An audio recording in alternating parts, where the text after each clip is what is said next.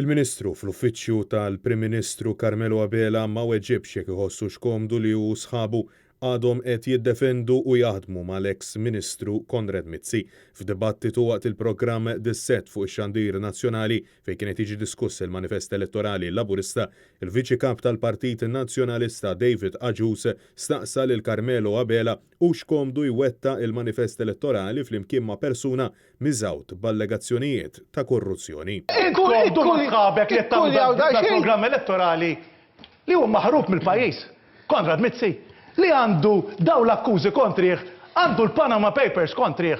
U inti komdu miegħu dal-bniedem li jrid jagħmel dal-manifest elettorali u jwettqu inti komdu mal-Vitals. Għal-kumment ta' Carmelo Abela li dan huwa gvern ta' good governance, David Agius saħa illi maħniex qed ngħixu f'pajjiż normali meta dan id-diskors joħroġ minn fom membru tal-kabinett ta' Joseph Muscat, l-eks Prim Ministru illi mill-lajta tal-aqwa żmien kellu jwarrab wara li kien mifni bi kriżi politika. Fl-isaf ftit ġimgħat ilu kellna Prim Ministru jismu Joseph Muscat li firma dan l-aqwa żmien. U llum fejnu?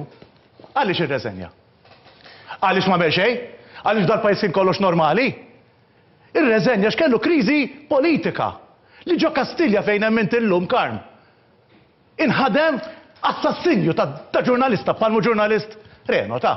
Il-Viċi Kap tal-Partit Nazzjonalista sostna li ġala darba l-Partit Laburista jibqa' jixħet il-ħmieċ fuq id-Deputat Nazzjonalista Jason Azzopardi sempliċement għaliex qiegħda dmirietu ta' avukat bl-istess kejl il-Prim Ministru Robert Abela għandu jerfa' ir-responsabilità tal-iskandli li twettqu mill-amministrazzjoni preċedenti meta kien avukat tal-kabinett ta' Joseph Muscat. Robert Abela kien avukat tagħkom. Robert Abela kien avukat tal-kabinet. Ma dak kollu li ġara fil-Vitals, dak kollu li ġara f'pajjiżna, responsabbli lih Robert Abela, hekk qed tgħid. David Agius saħa illi minn manifest elettorali tal-aqwa żmien pajjiżna spiċċa niżel l-isfel b'6 kummissarji tal-Pulizija f'7 snin u b'numru ta' investigazzjonijiet. Meta għandek inti il-Kummissjoni ta' Venezia fuq quddiem wiċċek, għandek il-Manival quddiem wiċċek li jista' jitelfu reputazzjoni ta' pajjiżna, til ta' ġurnalista f'pajjiżna, 6 kummissarju tal-Pulizija, da l-affarijiet kollha lil dal-pajjiż iniżluh l-isfel. Il-Viċi Kap Nazzjonalista fakkar fl-istess ħieħa ta' affarijiet illi l-Partit Laburista wiegħed fil-manifest elettorali tiegħu